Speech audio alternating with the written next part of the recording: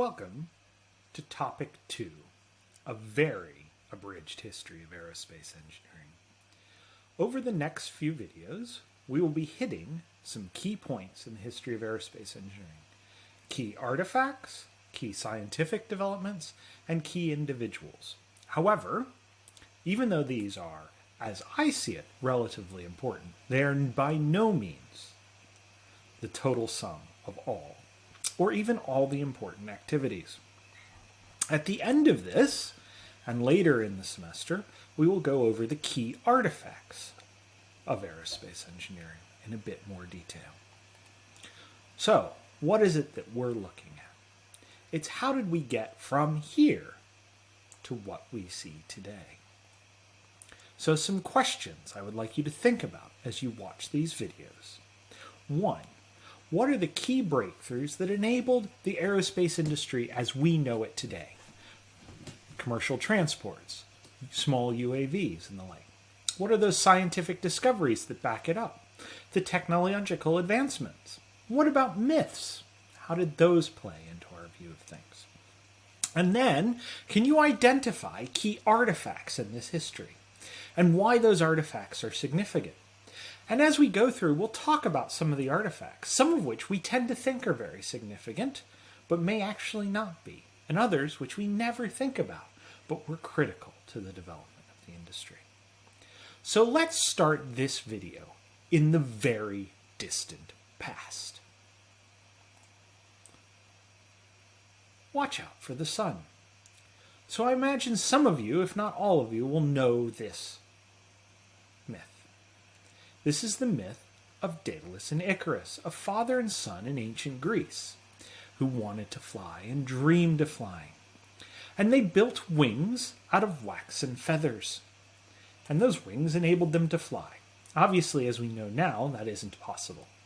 However, Daedalus told Icarus to stay away from the sun, as the sun would melt the feathers. Icarus, being the brash young son, flew too close to the sun, and it melted the feathers, and he crashed into the sea.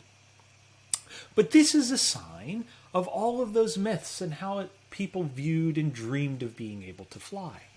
And it wasn't until much, much later, many thousands of years after this myth was propagated orally through ancient Greece, that we were actually able to fly. Something a little bit more recent than that, but still ancient Greece. Can you think of what this is? It's known as Hero's Engin, but what does it represent about something in the modern aerospace industry? And why would I say Newton will be so proud? Take a second to think about it. So Hero's Engin is an example of jet propulsion.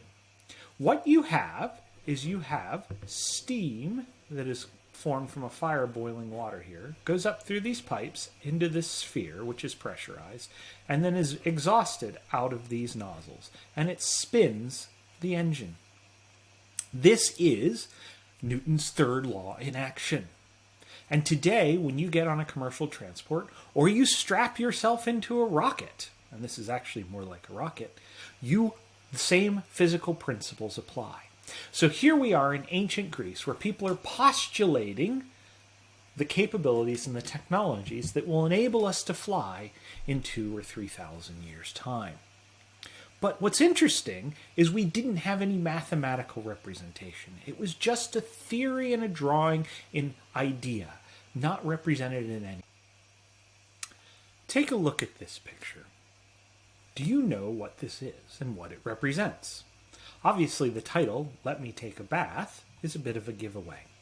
If you're on campus at this time, go to the railway arches along Altrincham Street. Near the arch that runs at a diagonal, above the lawn between Barnes Wallis, the Reynolds Building, and the Manchester Meeting Place. There you will see a statue of this very same thing. This is Archimedes getting into a bath. What is it? What development? What idea did he come up with sitting in this bath that we use in aerospace today? It may not be the most common form of flight, but it is one of the earliest forms of manned flight. So let's talk about buoyant flight. Now think about it. Buoyant flight encompasses a large area of flight and non-flight activities. If you are a submarine under the ocean, you are in buoyant flight. But we're going to think about it in terms of the atmosphere. So, our first case. Who are these individuals and what are they famous for? I'll let you think about it.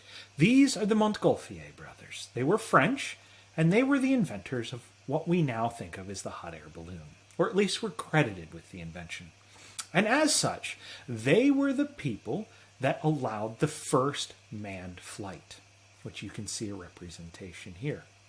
Now, what is it about hot air balloons that kind of doesn't meet the requirement of what we consider flight today?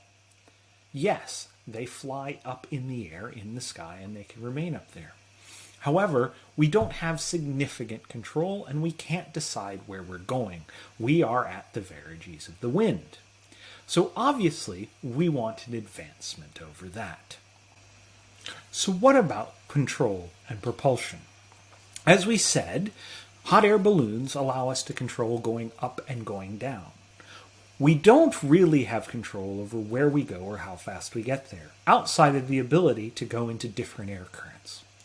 So, in the 19th century, we dreamed of adding more control. This gentleman, Henri Giffard, another Frenchman, was the first person to create what we now know as a dirigible, or an airship. He added the ability to steer via a rudder and a propulsion system. And by the end of the 19th century, it was a common sight over places like Paris to see people flying around in airships.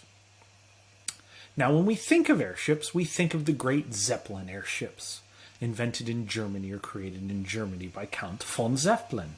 And those were used in the First World War as military items, but also to transport people. And of course we think of the great disaster of the Hindenburg. Why did that happen? What about the design of the Hindenburg made it a disaster? So we can talk about that some more as we get through this unit. And then, of course, you have the modern blimp, or non-rigid airship, that is used for everything from tethered balloons in advertising to flying around sports stadia, especially in North America, advertising and the like. That brings us to the end of our very brief discussion of buoyant flight. In the next video, we're going to talk about aerodynes, or fixed wing flight. We're going to talk about what aero and dyne means. It basically means a machine that travels in the air. And then we'll talk about, after that, we'll talk about rotary wing flight and space flight in subsequent videos.